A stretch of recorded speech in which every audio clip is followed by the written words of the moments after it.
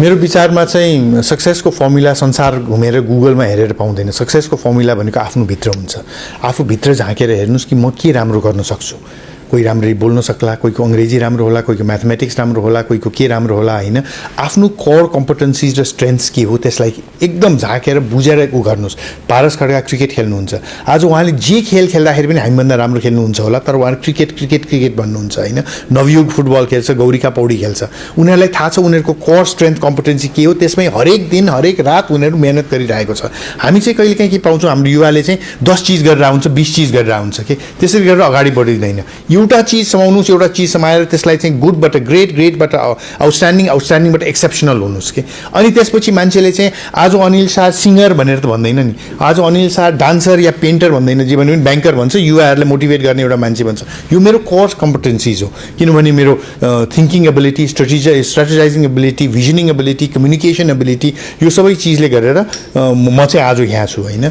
तर विचार गर्दाखेरि म 30 वर्ष जति ब्याङ्किङ, 30 वर्षभन्दा बढी ब्याङ्किङ गरिसकेँ होइन।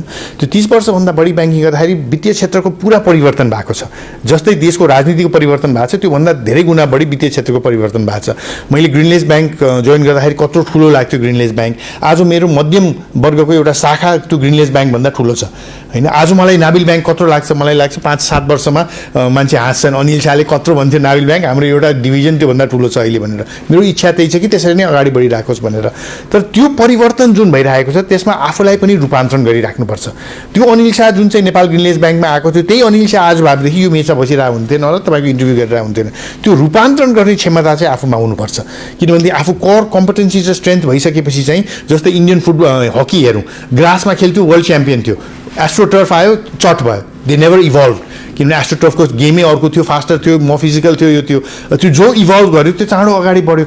आफूले पनि आफूलाई त्यसरी नै इभल्भ गर्नुपर्छ, आफ्नो कोर कम्पिटेन्सीलाई समातेर त्यसलाई पनि इभल्भ गर्दै अगाडि बढ्नु छ। अहिले डिजिटाइजेसनको कुरा गरिरहेछौँ, जुन वित्तीय संस्थाले यो डिजिटाइजेसन भने के पनि होइन भनेर भन्छ, उनीहरू त्यो बिलाएर जान्छ। म अझ सम्झिन्छु, फोटोग्राफीमा मेरो सोख छ। अमेरिकामा मैले होइन बुवाले एउटा क्यामेरा क्याननको EOS भन्ने थियो, खिचिरहेको थिएँ, अनि डिजिटल फोटोग्राफी सुरु भयो। पपुलर फोटोग्राफी भन्ने म्यागजिनहरू लिन्थेँ, त्यहाँ म अझ सम्झिन्छु राख्नुपर्ने रहेछ।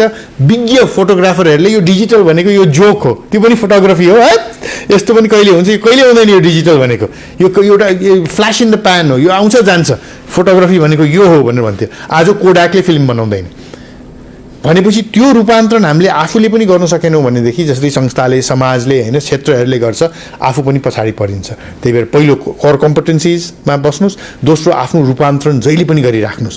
जब इकोसिस्टम इन्भाइरोमेन्ट चेन्ज हुन्छ, आफूलाई पनि चेन्ज गरेर त्यो कोर कम्पिटेन्सीलाई चेन्ज गर्ने होइन, त्यहीलाई लिएर चाहिँ हामी अगाडि बढिराख्नुपर्छ। त्यो गरेनौँ भनेदेखि चाहिँ आफू फेरि पछाडि पर्छ।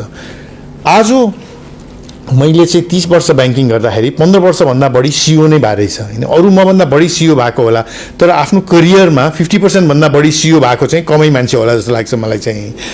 त्यो कारणले गर्दाखेरि जुन चाहिँ मैले त्यो अनुभवहरू पाएँ, जुन क्षमता पाएँ, जुन चाहिँ होइन एक्सपोजर पाएँ, त्यो कारणले गर्दाखेरि पनि आज म छु। यहाँले भन्नुभयो नि सबैले चिन्छ, यो छ त्यो छ भनेर चाहिँ, त्यो कारणले पनि होला। यो चाहिँ एउटा जहिले पनि बुझ्नुहोस् कि पहिला म्युजिक भनेको होइन, लता मङ्गेशकर, आशा भोसले, किशोर कुमारहरू हुँदाखेरि म्युजिक भनेको आँखा बन्द गरेर कानले सुनिन्थ्यो। आज म्युजिक भनेको it is every sense. Video हेर्नुपर्छ, डान्स, त्यो थन्डरिङ आउनुपर्छ, अब स्पेसल इफेक्ट्स आउनुपर्छ, अनि म्युजिक हुन्छ। त्यो बेलामा म्युजिक भनेको त्यो केही पनि थिएन, सिर्फ गयो माइक समात्यो, मिठो आवाजले गीत गाइदियो, वाह वाह वाह भन्थ्यो। अहिले त्यसो गऱ्यो भने मान्छे कहीँ पनि हुँदैन। त्यही भएर आफूले चाहिँ हेर्नुपर्छ कि आफूलाई कसरी त्यो क्षेत्रसँग रूपान्तरण गरेर अगाडि बढिराख्नु पऱ्यो भनेदेखि आफ्नो कोर कम्पिटेन्सीलाई, सिङ्गर त सिङ्गर नै हो, जो सिङ्गरहरू चाहिँ एकदम राम्रो म्युजिक उनीहरू अगाडि बढे, जो गरेन उनीहरू बिलाएर गए होइन। त्यो कारणले गर्दाखेरि if you really want to grow, don't try to be like me. If you try to be like me, best case scenario म जस्तो हुनुहुन्छ, that is nowhere. Your colleagues will have gone farther ahead.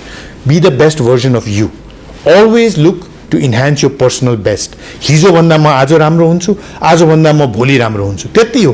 ऊभन्दा राम्रो होइन, म भन्दा राम्रो हुन्छु हरेक दिन। सानो सानो काम गरेर हुनसक्छ, त्यो राम्रो चाहिँ होइन। प्रोफेसनली, पर्सनली, सोसियली सानो काम गरेर जहिले पनि आफूलाई चाहिँ आफ्नो पर्सनल बेस्ट पाइ राम्रो बनाइदिइ जानुहोस्। And you will not only be like Anil Shah, It will not take you 30 years. In much fewer years, you will go to much greater heights than where I am today. हाम्रो focus डिजिटलमा छ। यही लकडाउनकै समयमा at Nabil भन्ने एउटा चाहिँ corporate ब्याङ्किङलाई चाहिने digital solution लिएर आएको छौँ हामीले चाहिँ। जस्तो जुन लिएर चाहिँ कर्पोरेट जुन इन्स्टिट्युसन्सहरू छ, कम्पनीहरू छ, उहाँहरूले चाहिँ आफ्नै अफिस आफ्नै घरमा बसेर अब यो नाबिल ब्याङ्कमा भएको उहाँहरूको खाताबाट 2 जना सिग्नेचर 3 जना सिग्नेचर जति चाहिन्छ सबै इलेक्ट्रोनिक सिग्नेचरबाट काम गर्न सक्ने हैन। आफ्नो स्यालेरी पेमेन्ट गर्नुपर्ने, भेन्डर पेमेन्ट गर्नुपर्ने, फन्ड ट्रान्सफर गर्नुपर्ने अधिकांश कामहरू त्यो गर्ने। सँगसँगै उहाँहरूले हामीले चाहिँ जेन एन भन्ने एउटा अकाउन्ट लिएर आएको छौँ।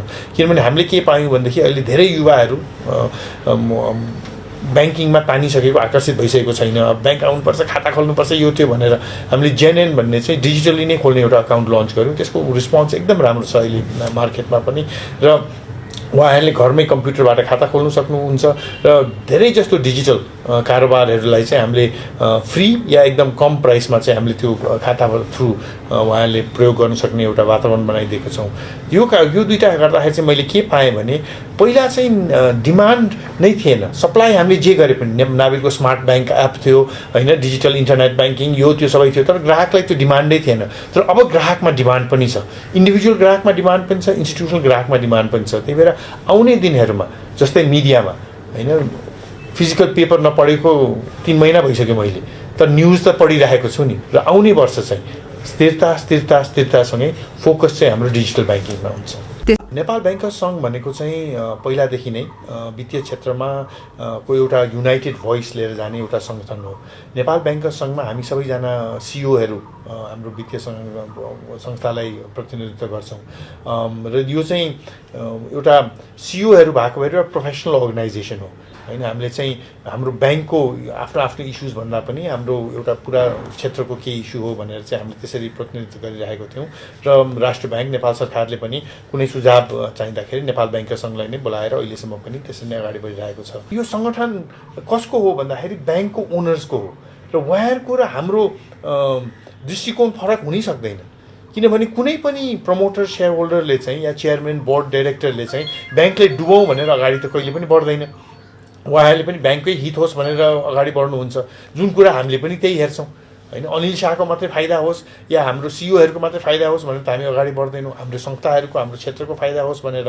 र जुन यो संस्था बनेको छ कहिलेकाहीँ अलिकति डिस्कनेक्ट हुन्थ्यो हैन। बोर्डले चाहिँ अब जस्तै अहिले भनौँ न बोर्ड हाम्रो प्रमोटर सेयर होल्डरको त रिटर्नमै फोकस हुन्छ हैन, कति यो वर्ष कति डिभिडेन्ड आउँछ, अर्को वर्ष कति डिभिडेन्ड आउँछ, हाम्रो सेयरको भ्याल्यु के हुन्छ, यो त्यो हुन्छ। अब एउटा सङ्गठनै बनिसकेपछि चाहिँ अनि नेपाल ब्याङ्कर्स सङ्घबाट पनि हामीले पनि त्यो सङ्गठनलाई भन्न सक्छौँ यस्तो स्थिति यस्तो छ, एनपिए यो छ, अहिले प्रोभिजनिङ यो गर्नुपर्छ हैन, आउने दिनहरूमा यो this is what we think will happen. एउटा ब्याङ्कको होइन, पुरा क्षेत्रको। अनि त्यसपछि उहाँहरूले पनि एउटा एज अ कम्युनिटी नै बुझ्न सक्नुहुन्छ कि हाम्रो चाहिँ आउने दिनहरूमा हैन स्ट्रेन्थ यो रहेछ, विकनेस यो, अपर्च्युनिटिज यो, च्यालेन्जेस यो रहेछ भनेर चाहिँ। अनि हाम्रो पोइन्ट अफ भ्यू, वित्तीय क्षेत्रको पोइन्ट अफ भ्यू अहिले जुन ब्याङ्कर्स नेपाल ब्याङ्कर्स सङ्घले मात्रै अगाडि बढाइरहेको थियो, आउने दिनहरूमा उहाँहरूको थ्रुबाट पनि यो भोइस अगाडि बढ्छ होला जस्तो लाग्छ। त्यही भएर मैले चाहिँ यो नकारात्मक रूपमा हेरेकै छैन।